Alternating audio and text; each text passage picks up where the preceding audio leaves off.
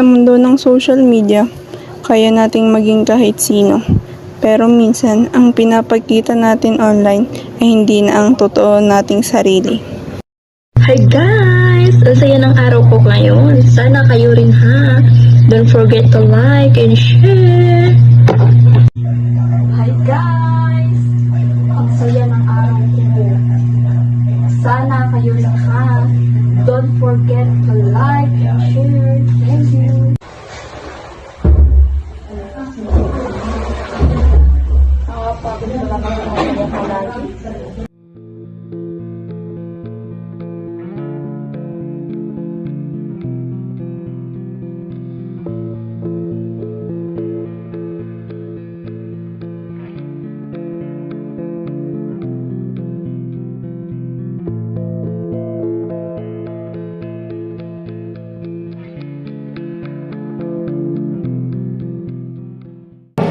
Hoy Mia, ang dami mong likes sa gabi, viral ka na.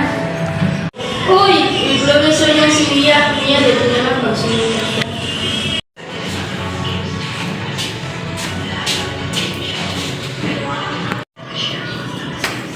Ang saya mo sa post mo pero okay ka na ba? Oo, okay lang naman ako. Buti pa siya, ang ganda ng buhay ako. Parang wala namang ganun.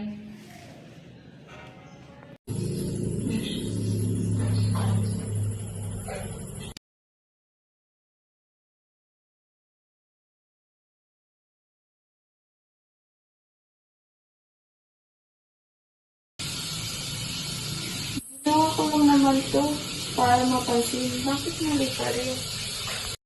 Ang digital self ay nagbibigay ng lakas, pero maaari rin itong makasira kapag nakalimutan na natin kung sino talaga tayo.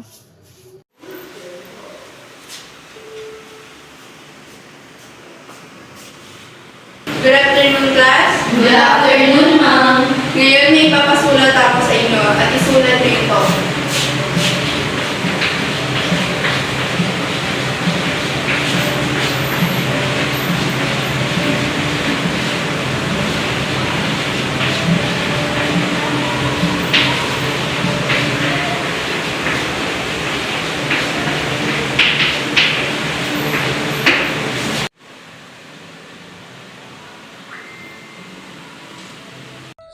Sa online world, puro saya at filter ang pinapakita ko.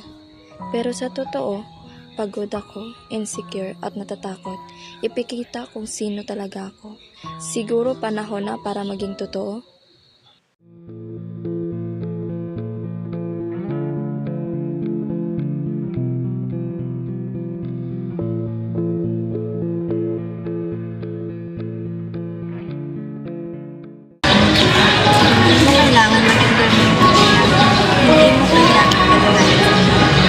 Ang mahalaga, totoo ka sa sarili mo at safe ka.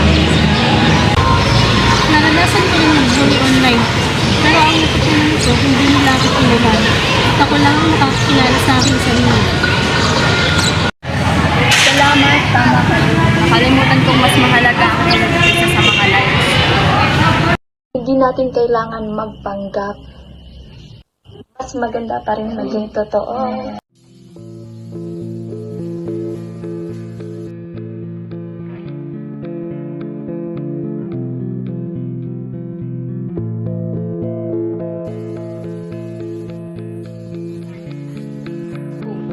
Uy, tara, selfie tayo. Sige.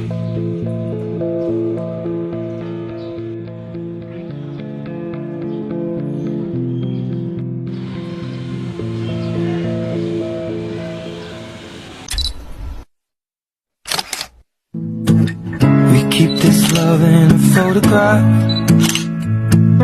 We made these memories for ourselves, where our eyes are never closing, our hearts are never broken, and time's forever frozen still. Ang digital self ay bahagi lang ng buhay natin, pero huwag nating hayaang iyon ang magdikta kung sino tayo. Maging mabuti, maging totoo, maging ikaw sa online at sa totoong buhay.